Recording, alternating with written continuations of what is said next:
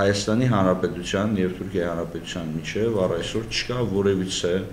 վավեր պայմանագիր, ամբողջությամբ անվիճելիորեն վավեր պայմանագիր, որը կարգավորեր պետական սահմանի հետ կապված հարաբերությունները։ Տվյալ պայմանագրով կողմերը փորձում էին կարգավորել երրորդ պետությունների հետ կապված հարաբերությունները, այսինքն պարտավորություններ նախատեսել երրորդ պետությունների համար, որոնք պայմանագրերի մասնակից չեն։ Դա դեռևս կարելի ասել ռոմեական իրավունքից բխող դրույթ էր, համաձայն որի պայմանագրով չէր կարող, երկում պայմանագրով չէր կարող պարտավորություն նախատեսվել որևիցե երրորդ սուբյեկտի համար առանց նրա համաձայնության։ Եվ իմ կարծիքով ամենամեծ խնդիրը այս պայմանագրի եւ նրա հիմնական խոցելիությունը հենց այս դրույթի առկայությունն է։ Շրջանառվում են լուրեր, թե Թուրքիայում, թե ասենք խորհրդային մասնագիտական գրականության մեջ, որ ունեցել են պայմանագրերը եւ Մոսկվայի պայմանագիրը եւ Կարսի պայմանագիրը ունեցել են, այսինքն այն, որ նրանք ունեցել են 3 լրացումներ, հավելվածներ, դրա մասին ուղղակի ասում է, որ պայմանագիրը բաղկացած է այսքան հոդվածներից եւ 3 լրացումներից։ Պայմանագրի բուն պայմանագրի տեքստերը հրապարակված են տարբեր միջազգային պայմանագրերի վերաբերող փաստաթղթերի ժողովածուներում։ Հավելվածների ամբողջական տեքստը ես գոնե ինձ հայտնի աղբյուրներից ես չեմ տեսել։ Իրավական տեսանկյունից այն երկկողմ պայմանագիրը, որը կնքվել է այդ ժամանակ երկու ճանաչման համար պայքարող երկու սուբյեկտների միջև, խորհրդային Ռուսաստանի եւ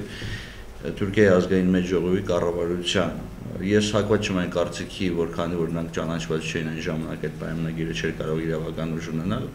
բայց այդ պայմանագիրը իր ձևով եւ բովանդակությամբ որոշակի խնդիրներ է ունեցել այն ժամանակ, ըստ միջազգային իրավունքի եւ շարունակում է ունենալ այսօր։ Ենթադրվում է, այսինքն մեկնաբանվում է այնպես, որ հենց այդ հավելվածներում ժամկետները կային եւ վերջնական կարգավիճակը Նավիճևանի, որը ոչ հասկանում եք իրավաբանական որևէ ինչ որ ստատուս դրան տրված չէ։ Տրված է պրոտեկտորատի կարգավիճակ։ Պրոտեկտորատի, բայց այդ ժամանակ բավական հայտնի կարգավիճակ է։ Այդ ժամանակ այո եւ ընդունված, ասենք մենք գիտենք առաջին աշխարհամարտից հետո պրոտեկտորատային, բայց այնտեղ պրոտեկտորատ բառն էլ չկա պայմանագրում, տարածք, տերիտորիա բառն է օրինակ ռուսական տեքստում, որը բնագիր տեքստ կարելի է համարել։ Այն իր ձևակերպումներով չի համապատասխանում այսօրվա միջազգային իրավունքին եւ մասնավորապես ՄԱԿ-ի կանոնադրության մեջ ամրագրված հիմնարար սկզբունքներին։ Այլ պետությունների ներքին գործերի մեջ չմիջամտելու, ինքնիշխան հավասարության եւ այլի տեսանկյունից։ Վավեր է արդյոք այդ պայմանագիրը այսօր թե ոչ։ Նախ ասեմ, որ այդ պայմանագիրը բացարձակապես որևիցե առնչություն չունի Հայաստանի Հանրապետությանը։ Նրանով Հայաստանի Հանրապետությունը երբևիցե ոչ մի պարտավորություն չի ստանձնել եւ